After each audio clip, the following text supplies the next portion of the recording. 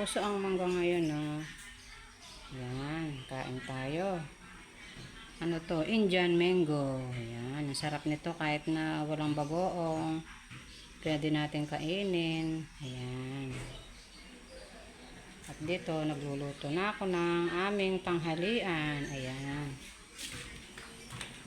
So, nagpapaksiw ako ng tilapia mga lalabo. Tingnan nyo, oh. Fresh na fresh ang ating tilapia. Fresh from the farm. Ayan. Ayan, o, diba mga lalab? Ito ang tanghalian natin mamaya. Paksiw na tilapia. Ayan. At ito, nakapagsaing na ako mga lalab. Nakapagsaing na ba kayo? Ito, ayan, nandito sa aking rice cooker. Yung aking rice. Ayan. At nakapaglaban na ako mga lala. Ito, nakasampay na yung ating labahin. Ayan. Ayan. Medyo mainit ang araw, kaya madali naman itong matuyo. Ayan. Yan ang ating for today's video mga lala. Yan. Marami na tayong magawa nitong umaga. Marami na tayong natrabaho. Yan. Ito. Oh, ayusin mo yun.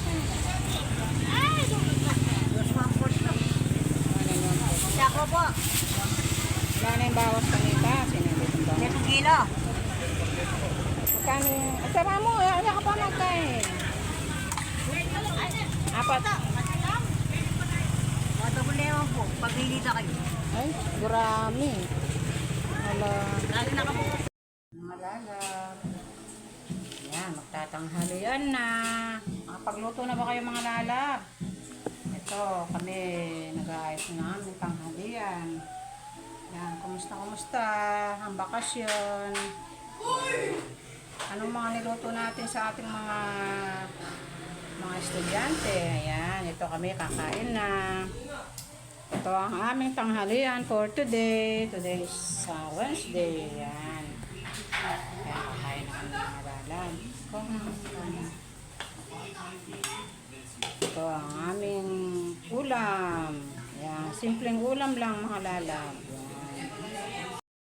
Ayan, ito ang aming ulam.